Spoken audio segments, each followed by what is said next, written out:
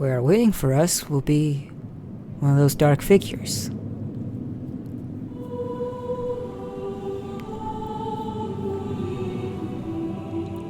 Until we wake up, that is.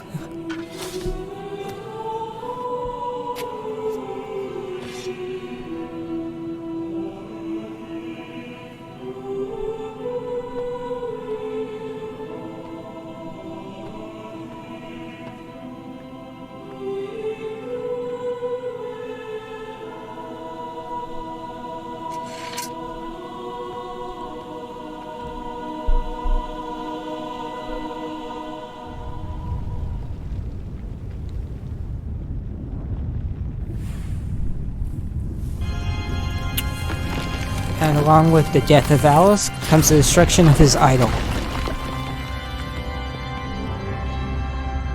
One down, 15 to go.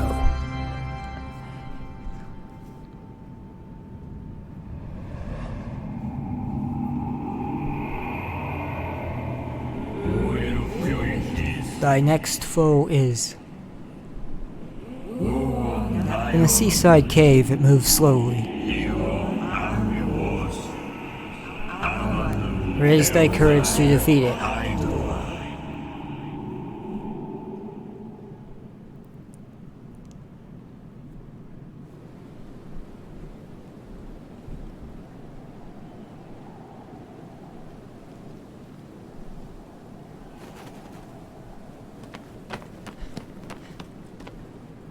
Notice we had a white dove as well join the shrine. Pretty. We'll see more of them as we go along as well.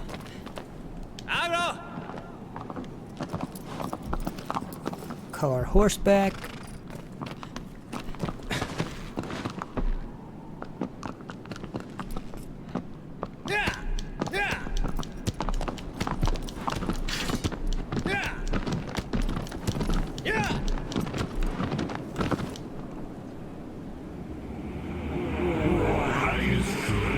Thou shalt find us an altar similar to that one. Offer a prayer before it, and thy wounds shall be healed.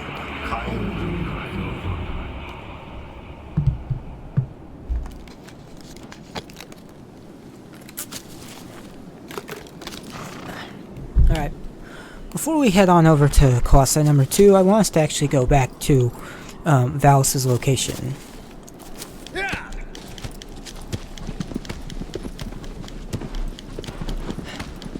Still keep trying to control my horse like this is Ghost of Tsushima or something. Those are not the right buttons.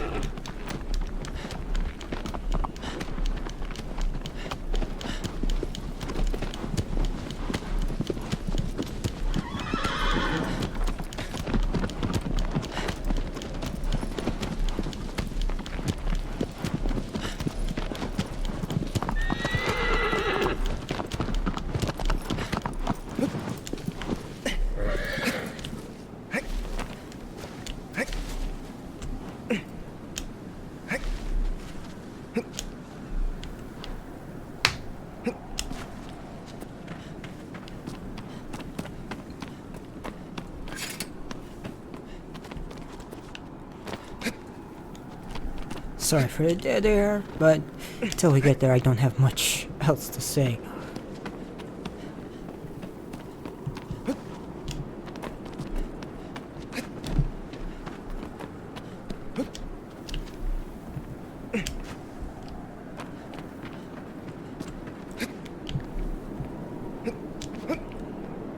As you can tell, this is just a small piece of a larger map.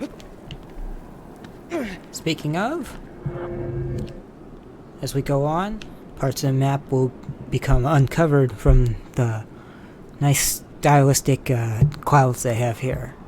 And it'll also show the places in which you slain near Colossus.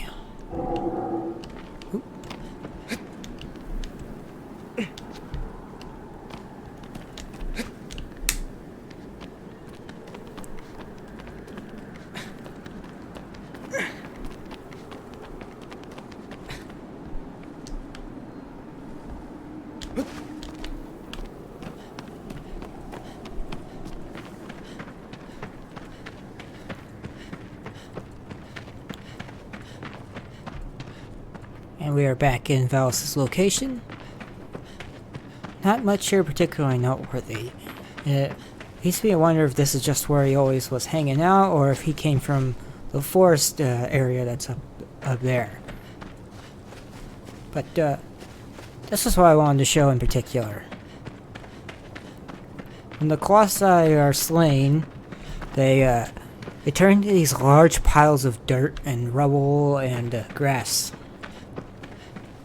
Like, instantly. From after you've left. To me, this has always spoken to their... Well, I'd say their creation from natural sources. In that the fur became grass, and I always took the trees and stuff to be sort of interpretations of the blood that was spilling out of them previously. Of course, you'll still see bits of ruins and stuff in there that are the less than natural parts.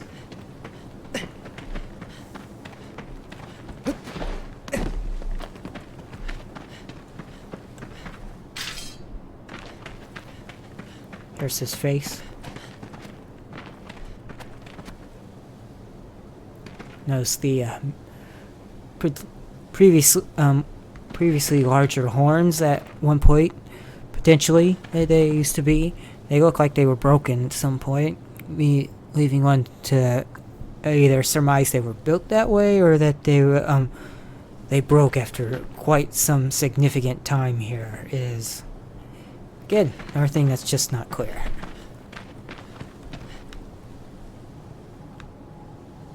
Our sword no longer reacts to them. They're gone. And I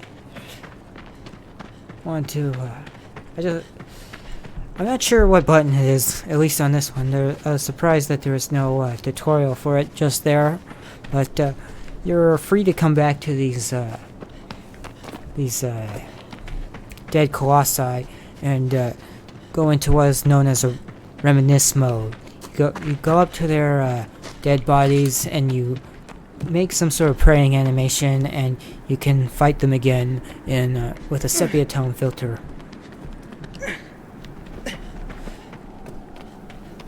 For the most part, there's no major gain to doing it, but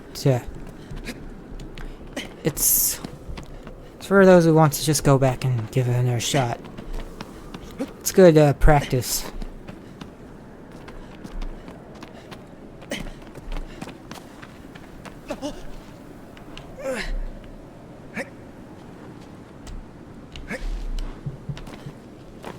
Alright, let's get the show back on the road.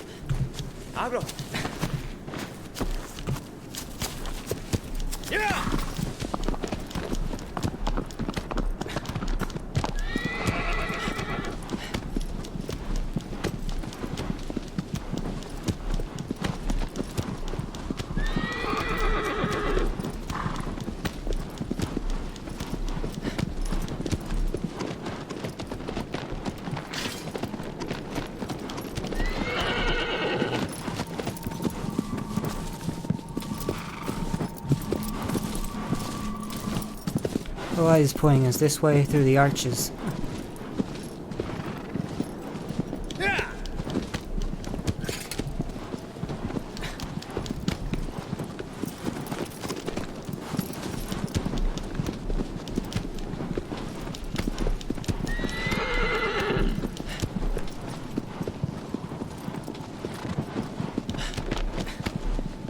Here's a rather nice view of the bridge into the Forbidden Lands, and hey, a hawk. Much like in the intro. We'll see them fly around here and there in this place.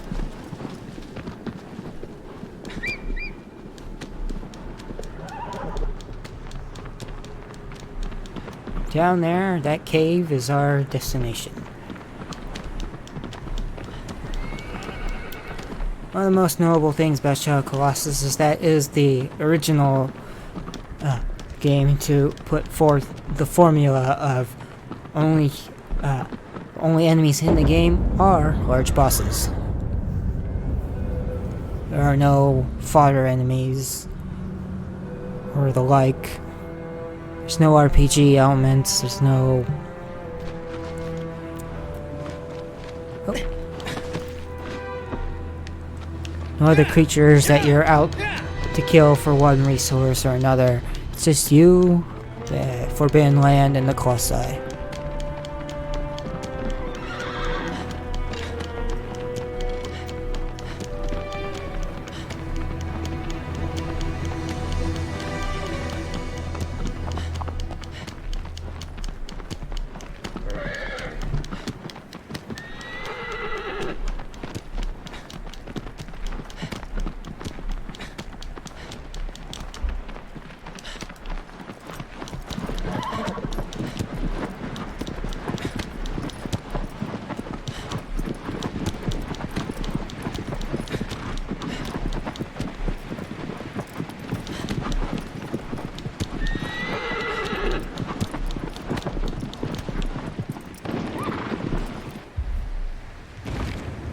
Here's the sea cave Dorman spoke about.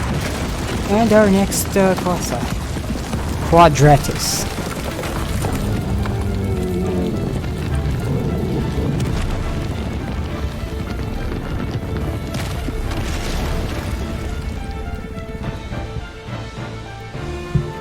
Notice there's significantly more organic looking parts to this. We'll be dismounting the aggro because I find it easier.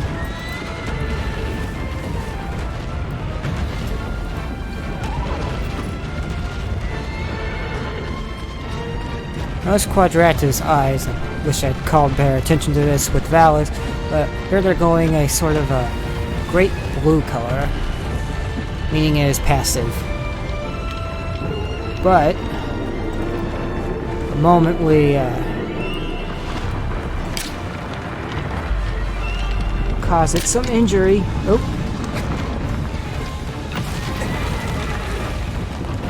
they begin to go red.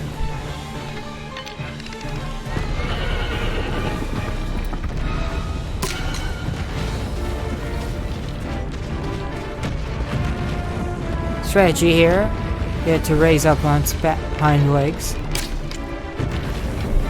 mostly by annoying it.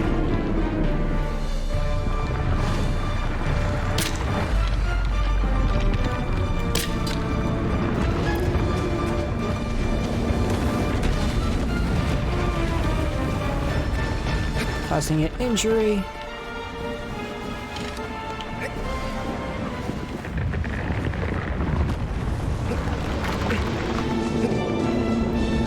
One thing all the Colossi do have in common, regardless of how organic or inorganic they appear overall, is that their faces are made of stone. They look like ruins, architecture, gargoyles, and the like. Now, our first sigil is right in the back. Heading there. Hopefully I have enough stamina to make this. Almost. Okay, made it. Try to gain some of that back. Crouching on flat ground helps fill your meter up much faster. And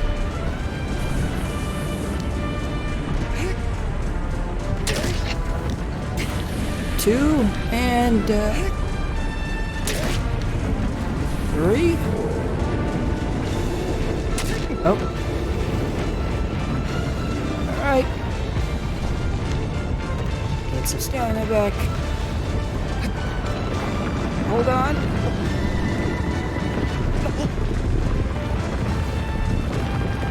I appreciate the design of his vertebrae here. They are just right in the middle of organic and sculpted to me, anyhow. Oh.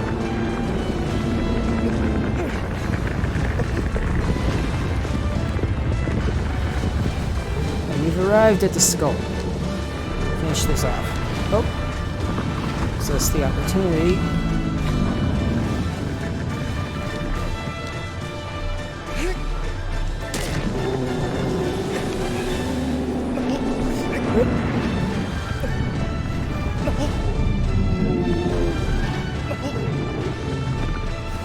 Regain some stamina.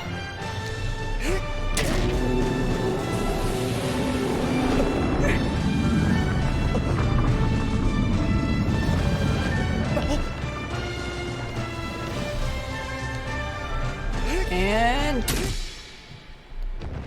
the end. The trophy is called the Mammoth. It's to Team Iko and Fumeto Ueda, director. During production, they refer to this creature as the Mammoth as a code name.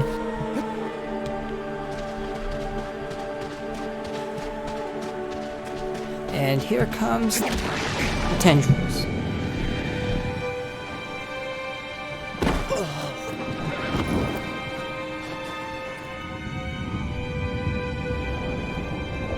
It's impossible, unfortunately, to reach aggro during these segments, as she more or less just despawns.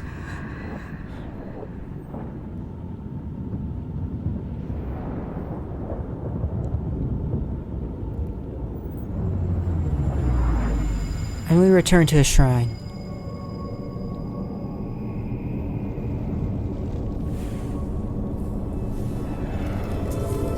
There's our second idol and our second shadowy figure overlooking us.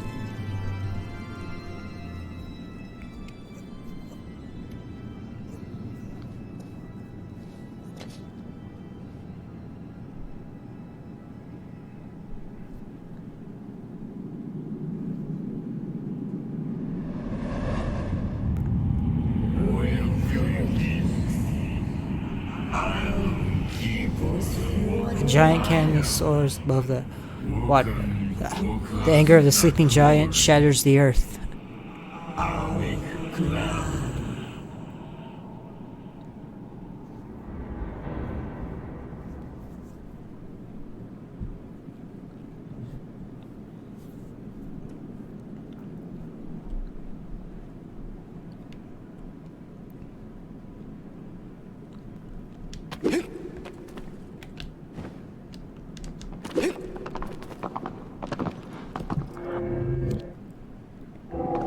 Not exactly sure how to make it appear, but another thing worth noting is, in addition to the fruits that gave us increased health, is whenever we kill off a colossi, we gain more stamina and more health. Our bars start increasing and expanding, and this actually carries over into New Game Plus, and your bar and your stamina meter can be enlarged to such a degree that these fights become almost trivial, because there's no amount of shaking they can do to get you off for the most part.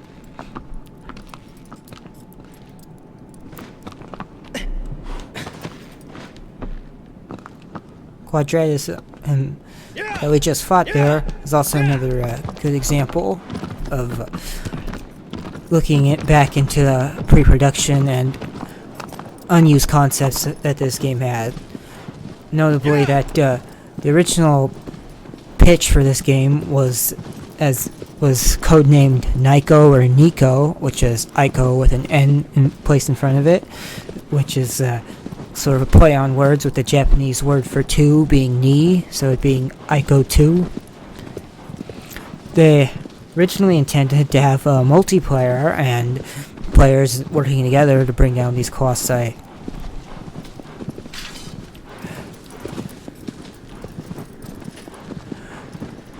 I'll be sure to link down one of those trailers in the description on top of it.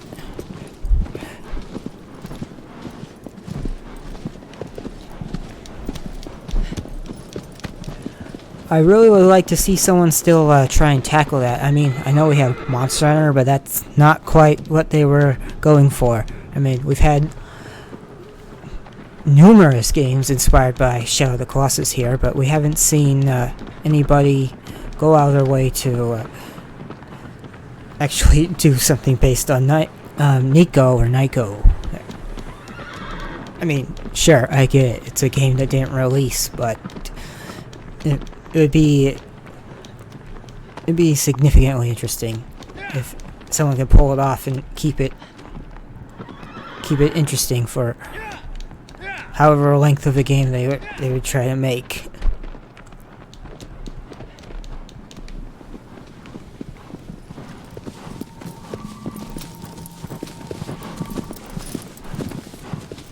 Gonna explore a bit around here.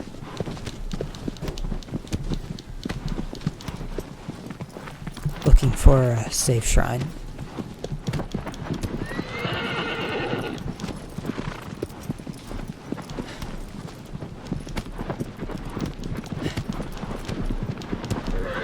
There we go.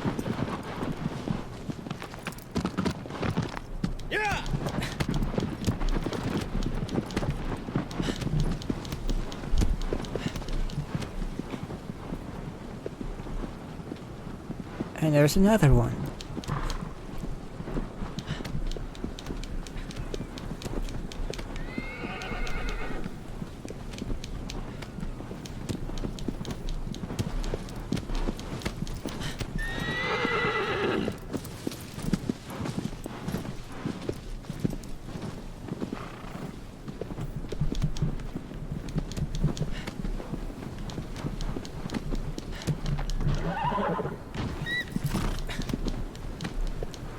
Thank goodness, I was afraid she wasn't gonna try. Because of the geometry or something.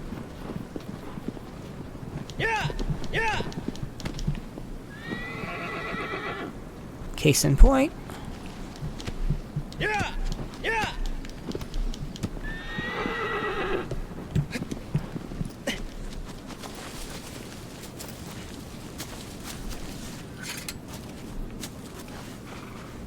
Alright. That stone up front is where we're going to save the game, but first, I'd like to take a moment to climb this.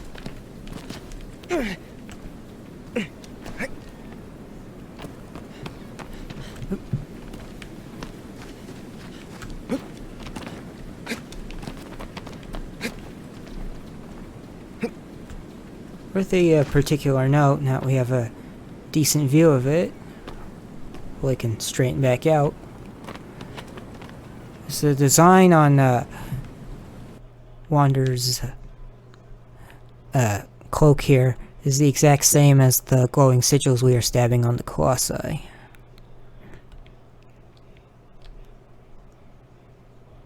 Same particular color palette as well, the glowing green. It's a very intricate design with a very particular look to it. Again, it's got another sort of Aztec, Mesoamerican, at least, vibe to me.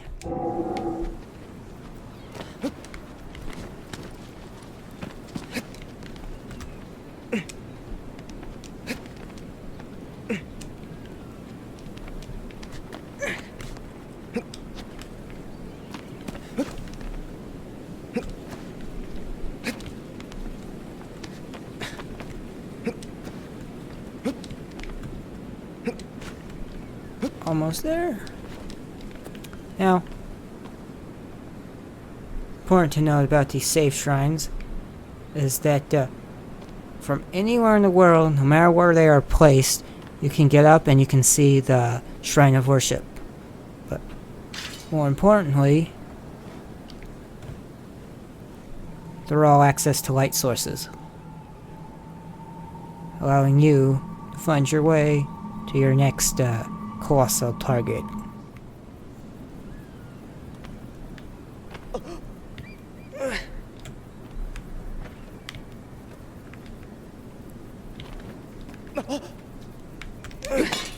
Oh. And there's my next point that I wanted to bring up. This is a white-tailed lizard.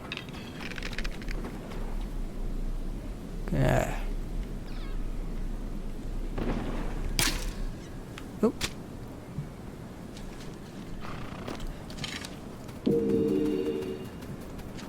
Notice that increased our stamina a little bit from eating that.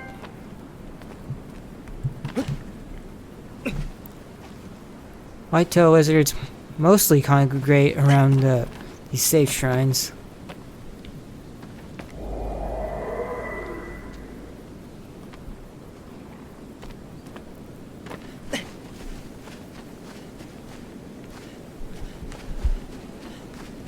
There's quite a few of them in the world, and they will help extend your meter even further than just simply killing the Colossi themselves.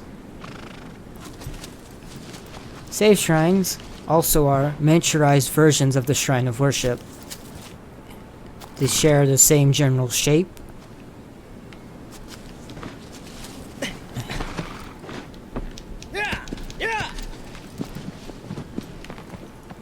And when we use them, they are marked on our map on top of it. I'm not going to be doing them all on camera.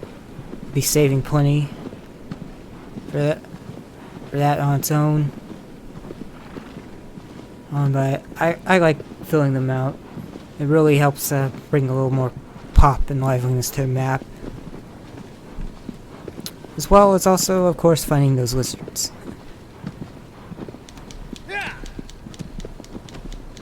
And also, as you noticed, if you are a sharpshooter with the bow like I was just there, you can just shoot the tail off the lizard without killing them. Otherwise, you can kill them with your sword or aim for the main body with your bow and arrow.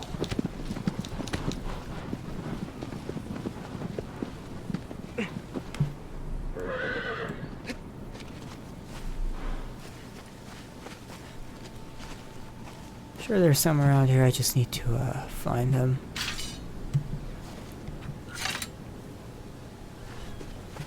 There's one. Oop.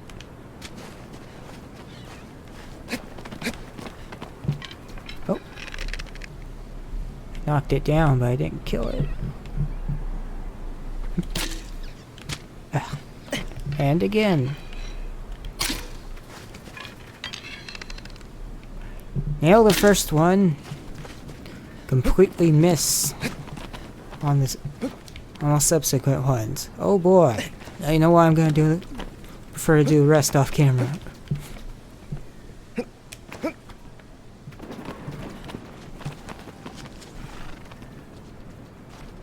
Where'd you go?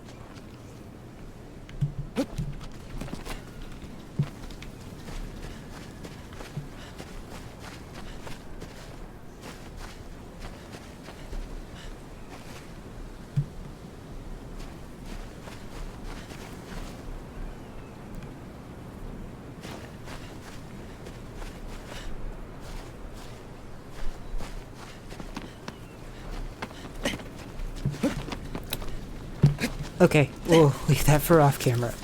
This is boring.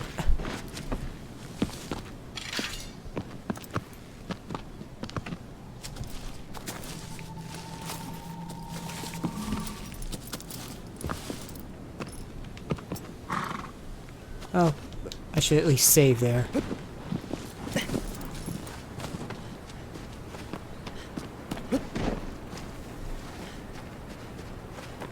So it's marked.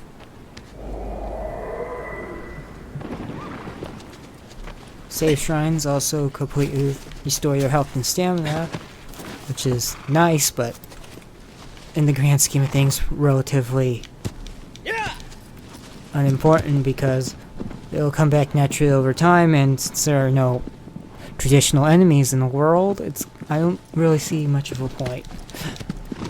But hey, it's nice that it happens.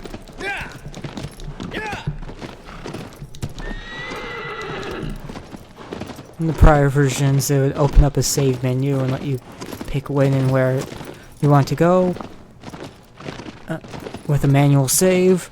But here they just since the game has plenty of auto-saving, it just leaves it as a healing section.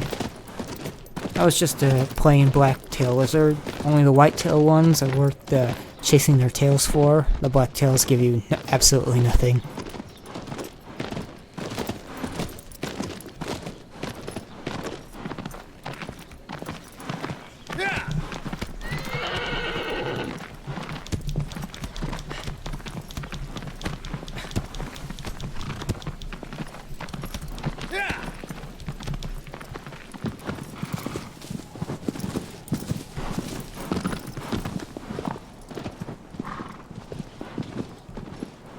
Yeah!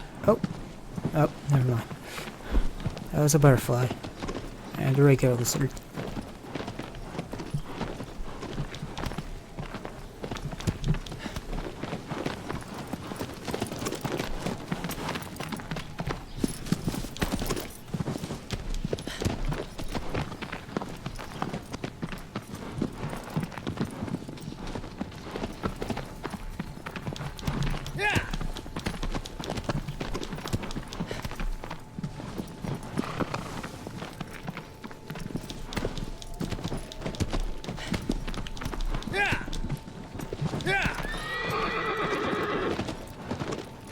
You can also kill the lizards if you manage to run over them with aggro, though I'm not going to be trying to do that.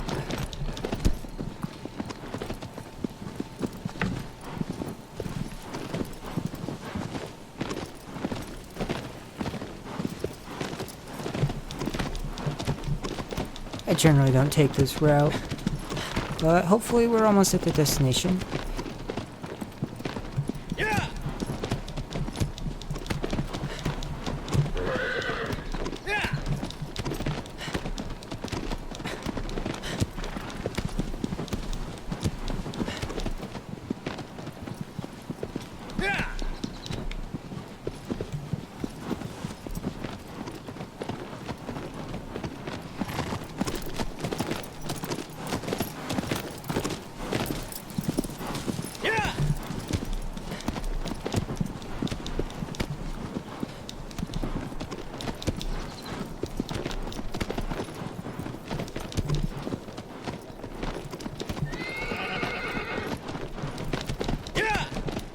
Oops.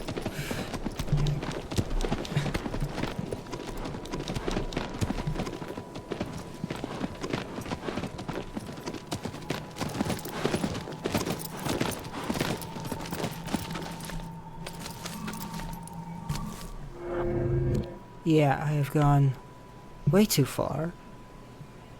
But now I know where I'm supposed to be going.